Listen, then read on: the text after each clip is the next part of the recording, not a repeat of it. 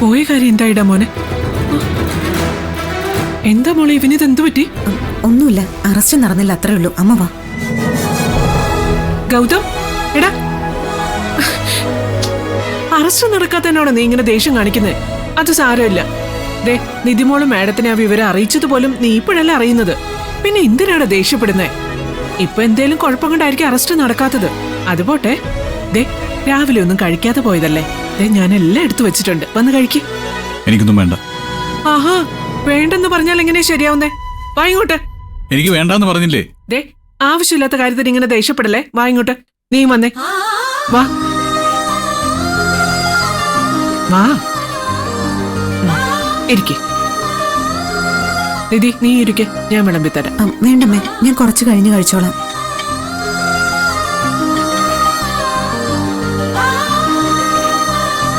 നിധി, ആ ചെറിയ പാത്രത്തിലിരിക്കുന്ന കറിയെടുത്ത് വിളമ്പി കൊടുക്ക. കഴിക്കേ. കഴിക്കട്ടെ. കറി ഒഴിക്കട്ടെ? നോക്കിയിരിക്കാതെ കഴിക്കുമോനെ. എനിക്ക് വേണ്ടാന്ന് ഞാൻ പറഞ്ഞതല്ലേ. പിന്നെ പട്ടിണി ഇരിക്കാനാണ് നിന്റെ ഉദ്ദേശം? ദേ, കഴിച്ചിട്ട് പോയാ മതി. അതങ്ങ് വാരി കഴിച്ചേ. എല്ലാം നല്ല കറികളാ. വേണ്ടാന്ന് പറഞ്ഞാൽ മനസ്സിലാവില്ലേ? ഒരു കാര്യം 100 വട്ടം പറഞ്ഞാലേ മനസ്സിലാവുന്നുണ്ടോ? എന്താ മോനെ, നീ എന്താ ഇങ്ങനെ സംസാരിക്കുന്നേ? എല്ലാം നിനക്ക് ഇഷ്ടപ്പെട്ട കറികളാടാ മോനെ. എന്നിട്ട് എന്താ വേണ്ടെന്ന് പറയുന്നേ? വിശപ്പില്ലേ നിനക്ക്? ഒരു ജന്മം മുഴുവൻ വിശക്കാതിരിക്കാൻ വേണ്ടി വയറ് നിറച്ച ദിവസവും കിട്ടുന്നുണ്ടല്ലോ. അതിൽ കൂടുതൽ പിന്നെ എനിക്ക് എന്താ വേണ്ടത്? എന്താ മോളെ ഇവൻ ഇങ്ങനെയൊക്കെ സംസാരിക്കുന്നേ? അതമ്മേ, ഒന്നുമില്ലമ്മേ. എന്തായാലും മോനെ അമ്മയോട് പറ. എല്ലാം വിശദമായിട്ട് അറിഞ്ഞേ പറ്റുമെന്നുള്ള വാശിയൊന്നും ഇനി വേണ്ട. എനിക്ക് ഭക്ഷണം വേണ്ടെന്ന് പറഞ്ഞാൽ വേണ്ട വേണ്ട വേണ്ട, അത്രേ ഉള്ളൂ. കൂടുതൽ ചോദ്യം ചെയ്യാൻ വരല്ല എന്നെ. മോളെ, എന്താ ഇത്? ഇവനെന്താ ഇങ്ങനെ? എനിക്കറിയില്ലമ്മേ, ഞാൻ മുകളിലോട്ട് ചെല്ലട്ടെ.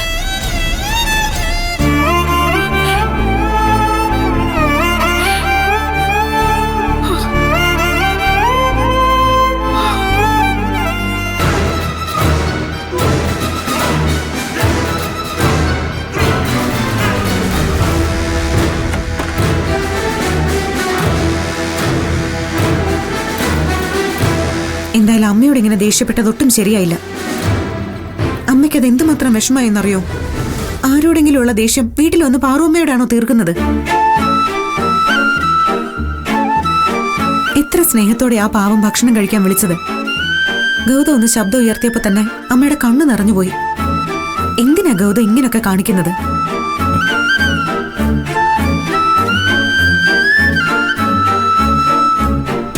വലിയ മോശമായിപ്പോയി ഗൗതം ഇത്. അമ്മയ്ക്ക് ഫീൽ ചെയ്തല്ലേ?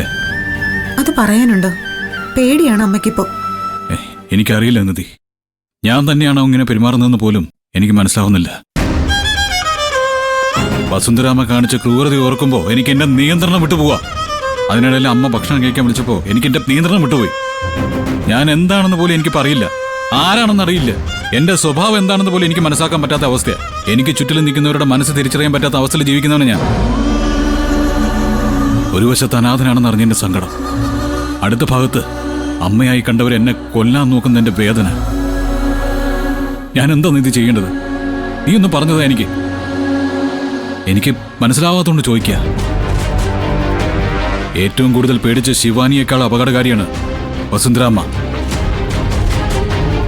സൂക്ഷിക്കണം. അവരെ മാത്രമല്ല, എല്ലാവരും ഇപ്പൊ സംശയത്തോടെ മാത്രമേ എനിക്ക് കാണാൻ പറ്റുന്നുള്ളൂ. ഞാനിനി എന്താ വേണ്ടത്? നിധി, നമുക്കിനി കൂടുതലൊന്നും ആലോചിക്കണ്ട. എത്രയും പെട്ടെന്ന് ഈ വീട് വിട്ട് നമുക്ക് ഇറങ്ങണം. എന്നിട്ട് എങ്ങോട്ടെങ്കിലും പോവാം. എന്റെ മരണം ആഗ്രഹിക്കുന്നവരുടെ കൺമുന്നിൽ പോലും പെടാത്ത ഏതെങ്കിലും ഒരു ലോകത്ത് പോയി ജീവിക്കാം നമുക്ക്. എന്താ ഗൗതം ഇങ്ങനെയൊക്കെ സംസാരിക്കുന്നത്? ഞാൻ എന്തുകൊണ്ടാണ് ഇങ്ങനെ സംസാരിക്കുന്നത് ഇപ്പോഴും നിനക്ക് മനസ്സിലായില്ല അല്ലേ? ഇനിയിപ്പോ അവര് തിരിച്ചു വരും. എന്റെ കൺമുമ്പിൽ എങ്ങനെ അവരെ കണ്ട ഞാൻ എങ്ങനെ പെരുമാറുമെന്ന് പോലും എനിക്കറിയില്ല. അതിനു മുമ്പ് ഇവിടെ നിന്ന് ഇറങ്ങി പോവാം നമുക്ക്. ഈ ചിന്തയൊന്ന് നിർത്ത് ഗൗതം. എന്നിട്ട് സമാധാനമായിട്ട് ആലോചിക്ക്. എന്താ ആലോചിക്കണമെന്ന്? ഇത് ഗൗതമിന്റെ വീടാണ്. ഗൗതം അധ്വാനിച്ചുണ്ടാക്കി ഗൗതമിന്റെ പേരിൽ വാങ്ങിയ വീട്. ഇത് ഉപേക്ഷിച്ചിട്ട് എന്തിനു പോണം? നോക്ക് നിധി, എനിക്ക് ഈ വീട് സ്വത്ത് ഇതിനോടൊന്നും ഒരു മോഹവുമില്ല, താല്പര്യമില്ല, ഒന്നിലും ആർത്തിയുമില്ല. എനിക്ക് ഒറ്റ ആഗ്രഹമേ ഉള്ളിലുള്ളൂ. എന്നെ വെറുക്കുന്നവരുടെ മുഖം പോലും കാണാൻ ഇടവരരുത്, അവരുടെ കണ്ണിൽ പോലും പെടരുത്. എങ്ങോട്ടെങ്കിലും പോവാം, ഇനി ഒന്നും നോക്കണ്ട. വാ നിധി, നമുക്ക് ഇറങ്ങാം. ഇത് ഒളിച്ചോട്ടമാണ് ഗൗതം. പ്രശ്നങ്ങളെ ഫേസ് ചെയ്യണമെന്ന് പറഞ്ഞ് എന്നെ പഠിപ്പിച്ച ഗൗതം ചെയ്യുന്നത് ഇപ്പൊ അത് തന്നെയല്ലേ? ആകാശം ഇടിഞ്ഞു വീണാലും പോരാടി നിൽക്കണമെന്ന് പറഞ്ഞ ഗൗതമിന് എന്താ പറ്റിയത്? ഞാൻ ആരോടാ പോരാടേണ്ടത്? അല്ലെങ്കിൽ തന്നെ പോരാടി ജയിക്കാൻ ഇത് ബിസിനസ് അല്ല, ജീവിതമാണ്. ഒരിക്കൽ ഞാൻ സ്നേഹിച്ചവരാണ് ഇപ്പൊ ചുറ്റും നിന്ന് എന്നെ ഇങ്ങനെ ദ്രോഹിക്കുന്നത്. ഗൗതം ഈ പറയുന്നതൊക്കെ ശരി തന്നെയാ, ഞാനും സമ്മതിച്ചു തരാം. പക്ഷെ വീട് വിട്ട് ഇറങ്ങണമെന്നുള്ള ഈ തീരുമാനം തെറ്റാണ് ഗൗതം. തെറ്റെങ്കിൽ തെറ്റ് ഞാൻ അംഗീകരിച്ച് തന്നേക്കാം. പക്ഷെ ആ തെറ്റായ തീരുമാനത്തിൽ നിന്ന് പോലും ഞാൻ പിന്മാറില്ല.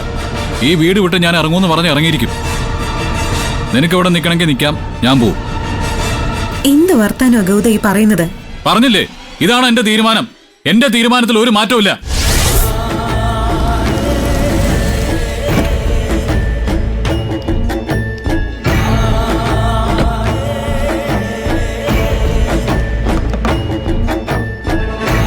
ഗൗതം, ഗൗതം മോനെ, ഒന്നിങ്ങോട്ട് വന്നേ.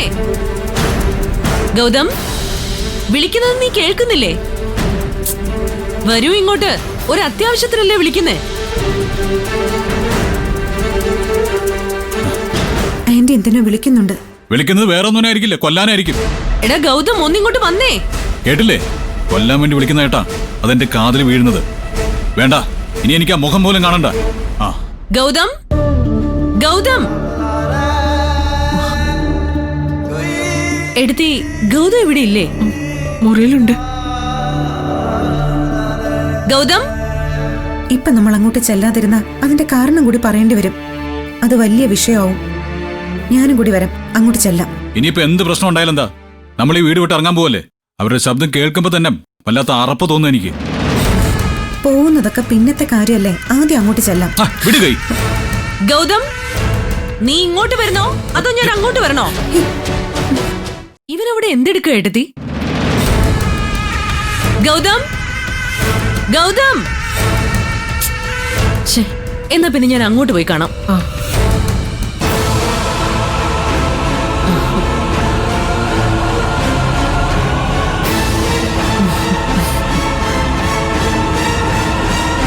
ഞാൻ എത്ര നേരമായി നിന്നെ കിടന്ന് വിളിക്കുകയാണെന്ന് അറിയോ? എന്തിനാ ഇങ്ങനെ ഗൗതം ഗൗതം എന്ന് അലറി വിളിക്കുന്നത്? എന്താടാ, എന്തിനാ നീ ഇങ്ങനെ എടുത്തടിച്ചതുപോലെ സംസാരിക്കുന്നത്?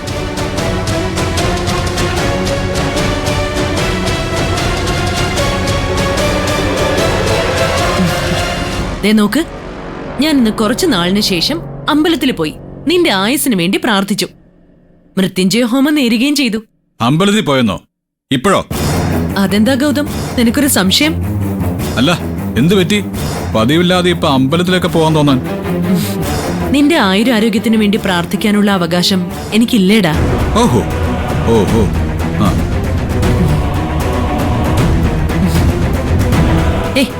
ഇങ്ങോട്ട് നോക്ക് ഗൗതം, ദാ പ്രസാദം തൊട്ടു തരാം.